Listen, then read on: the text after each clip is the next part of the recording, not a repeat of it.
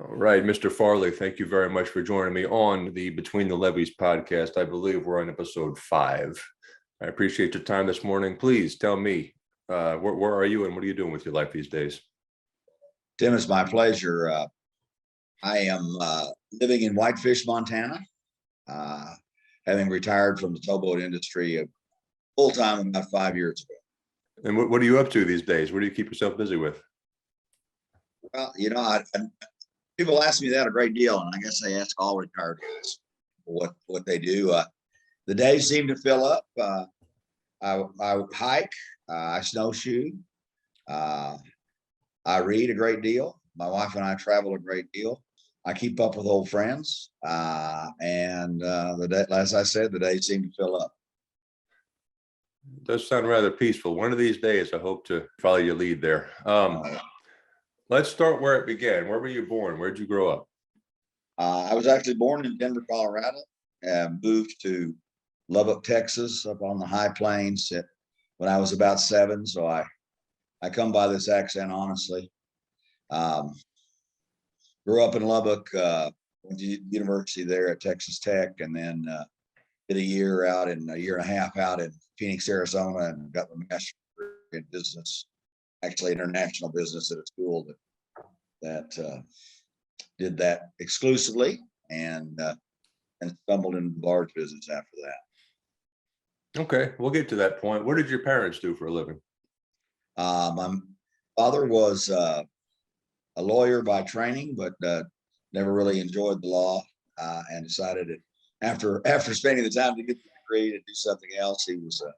He was actually what was called a manufacturer's representative. So he owned a company in Lubbock that represented the big brands, big things like Green Giant and Clorox, and sure, the sales areas were too great at that point in time for any of those companies to have their own sales representatives with the stores in that area. So we put together a company that represented them in Texas, so his sales territory was, probably 2 or 3,000 square miles from El Paso to the Oklahoma line, and did that all his life.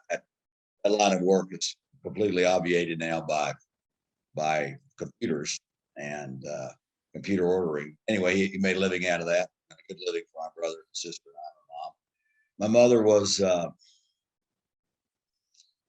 was an inveterate student.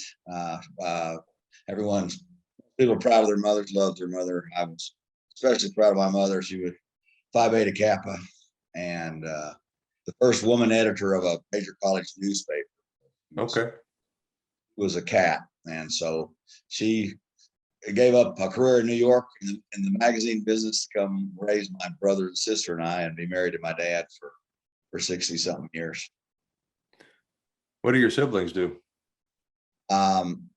My oldest brother is retired from federal law enforcement, and my eldest brother is gone, and my sister lives in Dallas and is still working, and I've got a few nieces and nephews scattered about. Any children of your own? Yeah, I have 2. My son Eric lives in Dallas and is in the restaurant business, and my daughter Megan lives in Ann Arbor, Michigan, and is a professor of anthropology at a small liberal arts college 30 minutes west. I'm saying cut out 30 minutes west of Ann Arbor. They live in Ann Arbor. Ann Arbor. Okay. And then she teaches it's in a small town, so Ann Arbor's better. Yeah. Gotcha. Well, was there anything in your schooling growing up, grammar school, high school, that was leading in a certain direction? And then how did you end up in your career? Well, my great-grandfather, my grandfather, and my father were all lawyers. So for a long time, I thought that's what I would do. My father was too. My father was an attorney. My brother is, his wife, my cousin. Yeah. You get it then. You get it. I do. I do. Right. So I thought about that. And then when I got into school, I was a history major because I thought that would be as good as anything to become a lawyer later. My brother too. To take something that that I loved. So I was a history major, and then got married. Got married right out of high school, and really went hard at undergraduate school. Got out in 2.5 years, and the thought of 3 more years of school was not as attractive as it had once been. So I went ahead and got my MBA and went in a different direction. The barge industry, I said earlier that I stumbled into it.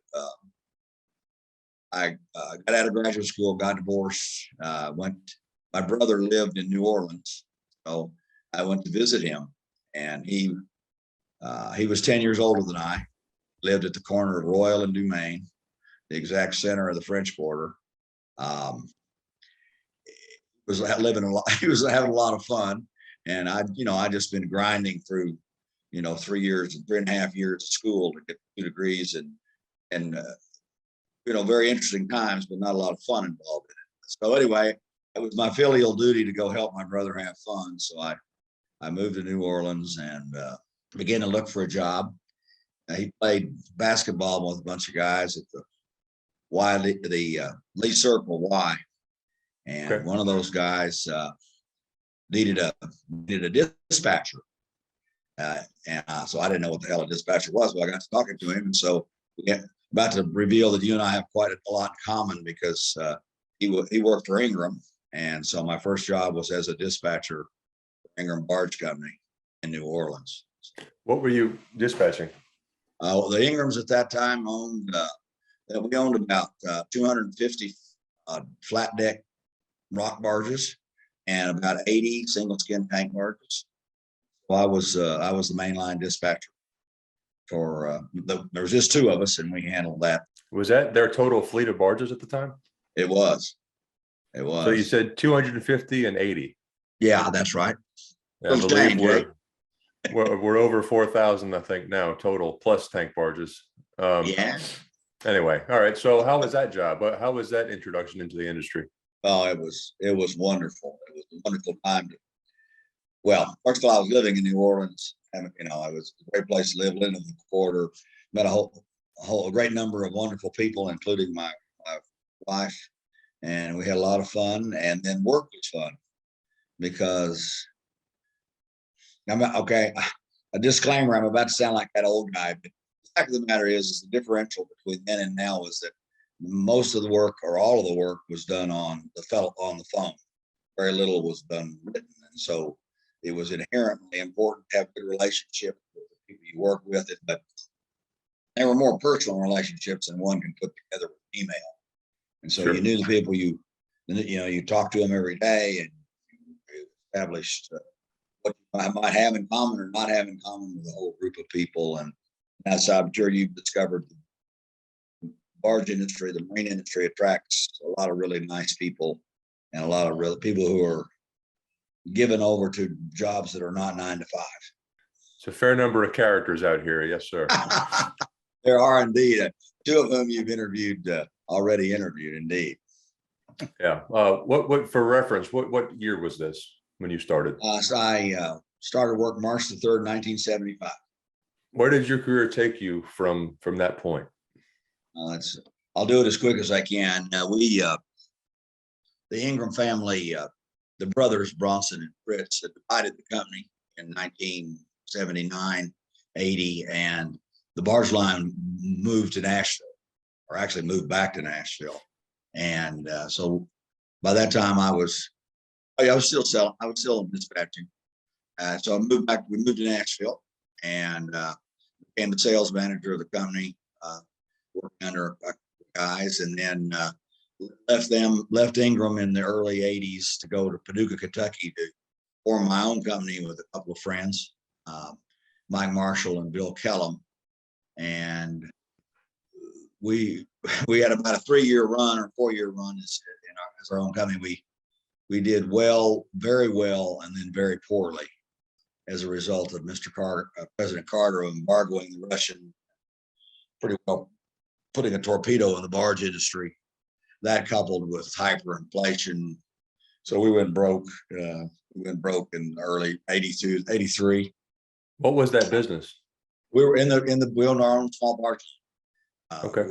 We did brokerage. My partner Bill Kellum was a Marine surveyor. My partner Mike Marshall did equipment brokerage. I did towing brokerage, and so we began to gather up a group of open tops, and we did a few small coal contracts, and then we built some new barges and began to branch out with visions of contending with the Ingrams and the ACBLs. And but part of the problem was, as I mentioned, the hyperinflation.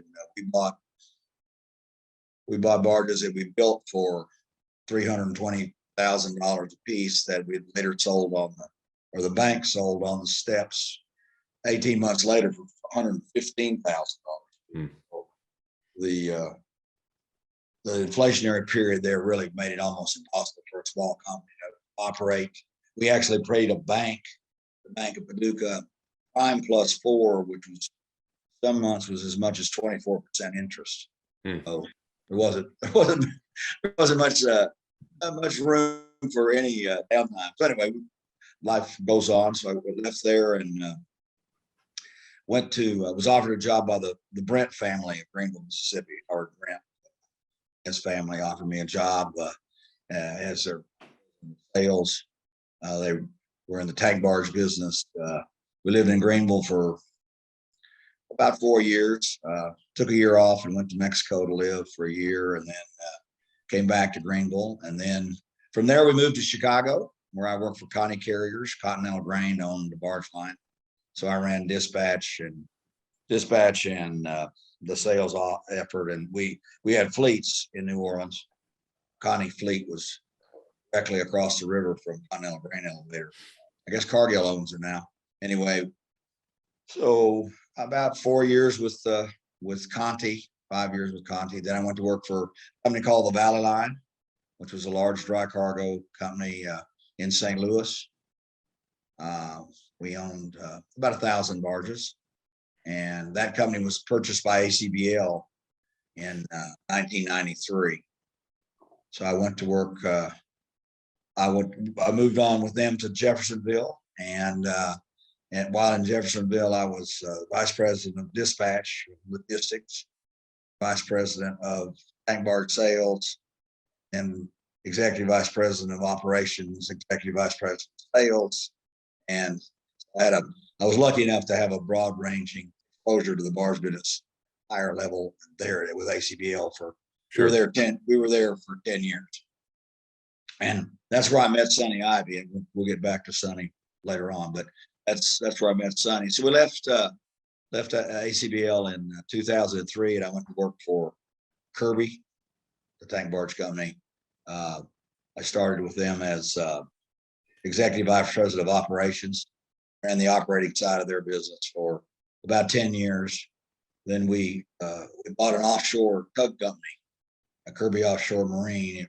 And so I served as the president of Kirby Offshore for 5-6 years, and then spent a year being a chairman of AWO, and then spent a little bit more time and retired in the fall of 2018. So 2017. So that in a nutshell, I think that's 9 or 10 moves. So my children accuse me of being a migrant worker, actually, but anyway, we all survived it. I think Ingram is my my 7th employer since I graduated in 08. So good for you. Yes, sir. You said you lived a year in Mexico. What were you doing down there? Yeah, I don't know, trying to decide what we were going to do when we grew up. I don't know. We always loved Mexico, and my daughter was 3 at the time, and if we were ever going to live abroad, that was a good time to go because it wouldn't disrupt school or anything. Just to go see what we wanted to do, whether or not we wanted to stay in the barge business or something else. My wife wanted to learn to speak Spanish, so we, thanks to my good friend and boss at the time, Howard Brent, I went in to tell Howard I was going to quit. He said, "Oh, cuz you can't quit. Don't quit." I said, "Well, what do you mean? We're going to Mexico." He said, "Well, Jim, why don't you take a leave of absence?" I said, "Well, Howard, what exactly?" I said, "You mean you're going to pay me?" He said, yeah, heck yeah. We want you to come back. I said, okay, Howard, I'm going to take a leave of absence. I'm not going to quit. So I took a leave of absence, and Howard was kind enough to continue paying me to help enable that. And, you know, I owed him to come back. So I did come back, and we worked about another year before we moved on to Chicago. Howard was one of those guys that made a difference in a career. And thank God, he's still alive. He's 84. He actually is a character, capital C character. Talk to other people, ask them about Howard. Legendary figure in the business, as was his dad, who was one of the founders of this. What was his last name? Brent, Brent, Howard Brent. He's still got all his faculties and is going 100 miles an hour. So good for him. You're going to have to put aside a couple of days, however. Well, I'll find the time. Because he's truly. There's a book out.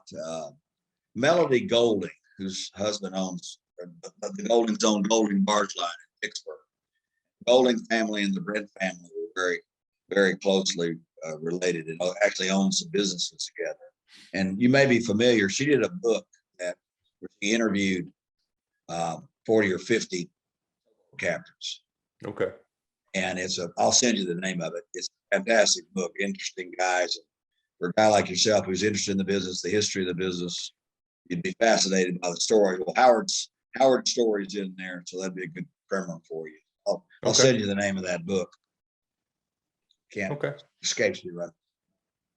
But it's very interesting. A lot of people I was fortunate enough to work with that worked on boats. And as you know, they're a very distinct bunch. Aren't they though? Aren't they though? Yeah. And, right, and Ingram certainly had their share of them. Bill Harmon comes to my mind, Captain Jones, just Captain Ford,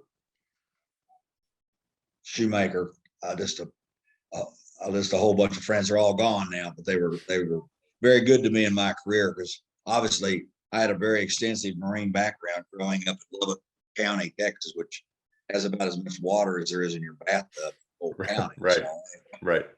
They're very good to me. Well, can circle back to you joined ACBL, you meet Sonny Ivy. Tell me about him at the time, how long, or what did you know of him, and what was he up to? Sonny was running the Gulf operations for ACBL, and he was, you know, he was kind of he was, even at that point in time, somewhat of a legendary figure in the business, kind of a force of nature kind of guy. He had Mike Hagan was the president, CEO of ACBL at that time, and he and Sonny had worked together for a long time. I could come down to New Orleans, spent a couple of years in the Gulf, and you may have noticed over time that there's somewhat of there can be friction between the dispatch groups at times and the operating side of the house. Sales and operations is probably greater than. Let's just say that Sonny and I didn't see eye to eye all the time, and Sonny didn't. I was, 20 years younger than Sonny, so we didn't get along very well historically. And the way I would say that we were friends, we just saw the business very different. So we worked together to the best we could. He was he had a big job, and I had a series of jobs there that were big, and we worked together. And we just agreed to disagree. Let's put it that way. Sure. I look forward to your work about Sonny, because he certainly did a lot of things for ACBL over the years. And then when did you encounter, or when did you cross paths with the previous two guests we're talking about? Well, that's when I was dispatching in New Orleans in 75 to 77, 78. They were working for Chotan at that period of time. I got to know both of them then. Great guys. They've been very fortunate for them to have been my friends over since then. And you interviewed them and know them both. They're really are good guys, and they're kind of, you can see one of the reasons I love the barge industry was that barge, it gave those people a chance to really move forward and have careers and have varied careers, do varied things. And so that was fun for me to do myself and to watch others do as well. And both Frank and Z, well, I worked directly with Z a lot, because when he owned barge boats, I chartered boats from Z for 25 years. Okay. So we had a business relationship besides being my friend. And then we also had a very extensive relationship through the American Waterway Operator. All three of us were very involved in AWO for a long period of time. And both Z and Frank played really pivotal roles in keeping, particularly in Z's part, keeping the voice of the small company heard in a big organization, filled with Kirby's and ACBLs and Ingrams, that pay big dues and have big voices, which is the way it worked. But they always were involved, never let that stop them. Frank was chairman of AWO, and Z was always involved, always willing to take part, always willing. I know you're surprised, always willing to speak up, and Not him. no, not him, be involved. So that was a blessing to me to have met them early and known them long. Well, what if you can give a synopsis on this? What were sort of the checkpoints along the way of the development of the industry down in New Orleans from when you started to today? Well, that's a great question and an interesting issue. I think New Orleans mirrors the whole barge business in that, when I started in the 70s, there was no idea how many companies there were, but there was a large number of companies, family-owned companies, smaller entities that we now find ourselves with. So beginning in the middle 80s, that's not really true. Actually, in the dry cargo business, consolidation began. The Ingrams and the ACBLs of the world began to buy up barge lines. And in the late 80s, Kirby began to really consolidate the tank barge space. So actually, Kirby Inland Marine and now Kirby Offshore Marine is actually the combination of almost 40 barge lines. I mean, Really? Kirby itself has bought up almost 40 barge.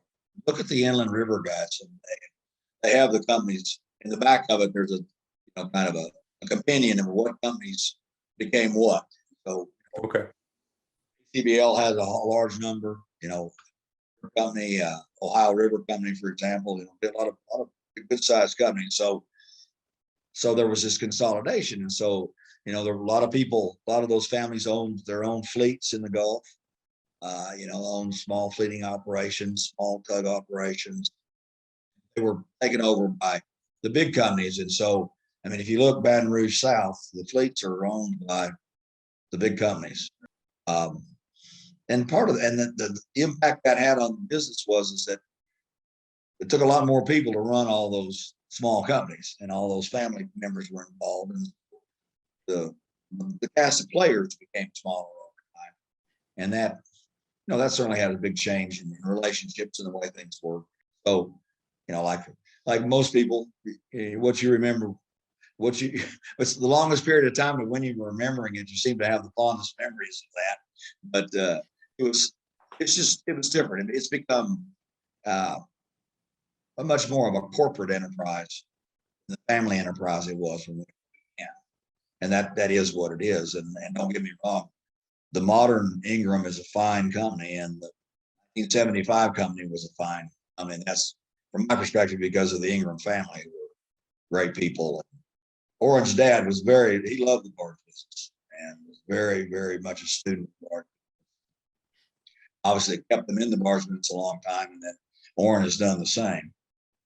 And the canal barge line family, they're kind of the one-off. What I'm talking about, there's still a family barge line, but a big one, and they've done some consolidation of their own. And again, standing family leadership, taking them forward, being part of the business, always being involved. AWO wouldn't exist without people like Orrin, and then also wouldn't exist without people like Frank Morton and Z. Dave Loach. Right. Can you tell me what you remember about E. Bronson Ingram? Oh, Bronson was he was a gentleman in every sense of the word. was always kind to people. He remembered your name, and I was a dispatcher. Little did I know that actually my first job was the most important job of the whole business, and that's a dispatcher. The whole thing, besides the men and women working on the boats, the dispatcher, you didn't have that individual, the thing didn't work. But anyway, Right. Bronson was always kind, a leader, a good businessman, a real pillar of his community in Nashville. The Ingram family's done a lot of really nice things. The cancer work they've done at Vanderbilt and finance and Vanderbilt's something that comes to mind almost immediately. Oran's mother's a lovely person. Again, very kind to me and my wife over our early careers. Interestingly, and Bronson's brother Fritz had the reverse opinion of the barge industry. He didn't love it like his brother did. I think that was one of the reasons that over time they decided to split the business. And just a brief story. Fritz Ingram was a very dashing fella, and he had a wide swath, if you will. And so I'm in the elevator at One Shell Square where our office was. And I'm riding up, and I've been there about a year. And so Mr. Ingram looks at me, Fritz Ingram, and says, "So Farley, how do you like the barge business?" I'm like a little puppy. I'm like, "Oh, Mr. Ingram, I love it." He said, "Yeah, you and that brother of mine, I don't understand how you guys can get excited about a business that when it's really, really, really going fast, it goes about 18 miles an hour." Anyway, he was a gentleman as well, and but they did split their holdings, and he went into trading, oil trading, and things that inherently are a little more fast paced than the barge industry. Obviously, right. Oil trading and marine transportation. And what do you recall, or what can you tell me? Because I really don't know. I worked for ACBL after they acquired AEP back in late 2015. Right. What was their origin story? I never learned it. Where did ACBL come from? Well, actually, that's interesting you say, because American commercial barge line, there was a barge line called American Barge Line and a barge line called Commercial Barge Line. So in the late 60s, early 70s, those two barge lines merged and formed a very large barge line. And then they were actually purchased by a big gas company. And then that gas company was then purchased by the CSX Railroad, one of the biggest railroads in the United States, which was at the time very controversial in the sense of the biggest railroad owning one of the two or three biggest barge lines. There was a lot of concern about how pricing would be. But anyway, the railroad owned ACBL into the late 90s. Then the barge business was in a tough period of time. We were actually sold, and the company took bankruptcy and then came out of bankruptcy, and it's been owned by a series of equity funds over that period of time. And so always been big for sure. My whole career, we're the biggest. Of course, now your company is the largest now, I believe. Historically, what was kind of the really good operating company, big tow people. They built the big boats early, and then they did a great deal of consolidation themselves. The last of which was the AEP. I mean, that was the last big merger that they did. Well, it really wasn't a merger; it was an acquisition. Right. And so, a lot of friends in Memco. A lot of friends, a lot of people in common. You say Memco, obviously, I think AEP acquired them, I believe, or acquired Compass or something. Anyway. Yeah, no, that's right. AEP acquired the barge line as part of their, utility hold. Right. And then they sold it. Well, they sold it again, and then they're They own barges and continue to own barges, but they're managed by others in their service up on the upper end of the Ohio. Gotcha. No, I knew. Did you know Joe Ward Yeah, in New not Orleans? well. Yeah, Not well, you said? not well. No, I'm more. He was my first supervisor in the industry. I Uh-huh. was running the Mobile to Calvert dispatch for, I guess, about 6 months before before ACBL closed the deal. Gotcha. Well, how did you get in the barge business? Joe Ward, and you know Vicky Kane as well. No. Well, she was the I think director of Gulf Fleet Dispatch with AEP, and I had been in trucking and warehousing for about 7 years after I graduated, and I was looking for a change of scenery, either rail or maritime. Right. Always, I grew up in New Orleans, so driving on River Road, you see a ship passing, and you just wonder what is going on out there. 7 years old, begging to see, these passing ships. And randomly, I mean, there was a time period when I would probably apply to 100 jobs a year and interview maybe 4 times a year. Well, I happened across this river. I forgot what the title was. Some sort of like dispatcher 4 or some random. I didn't know what I was looking at, but it mentioned river. It mentioned barges. So I said, well, I don't know anything about this. Let me just see what happens. And applied, and maybe a month or 2 later, there I was working with Joe in the convent office. Right.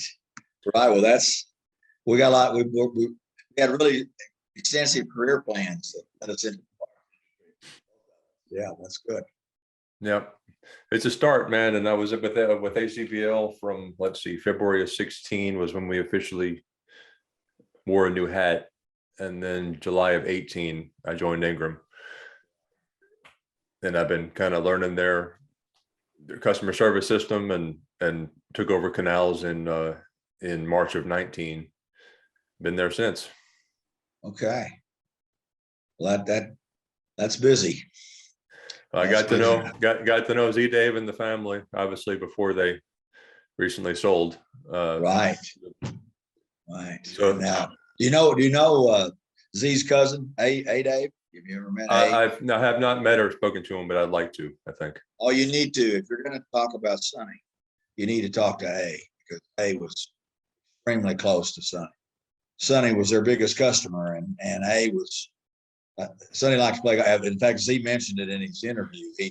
Sonny loved to play golf, and so did A. So they played a lot of golf together and had a lot of sport. So he'd be a good guy to talk to. Yeah, one of these days, I'm gonna try and line it up. Yeah. Is there anything else you wanted to touch on about your career, your life, anything else? I was just. I'm very fortunate that my brother played basketball with a guy that was in the business, because he could have just as likely been not disparaging any of these. It could have been a shoe salesman or sold insurance, or and my life would have been far different. Not that I would have necessarily stayed in either of those, but I found a business that was easy to love, with a group of people that have become more than friends over a long period of time. I've been blessed and been very fortunate, and I was able to. The last refuge of a scoundrel, I was still able to consult for 4 years, and got on a couple of boards. I hand in a little bit, but it's a great business, people by great people. I agree with you completely. It's never looking back, man. That's it. I mean, especially where I am now, I'm in a very good position to. Good. Well, it's a great keep on growing. Great company, and Tim, if I can ever be of help, call me. I don't have a lot left, but I do still have an opinion, so don't hesitate to call if I can be of help. I'll keep you on speed dial, sir. That'd be great. Appreciate Thank the you interest. very much. Thank you very much for your time. All right, Take care. See you. You too.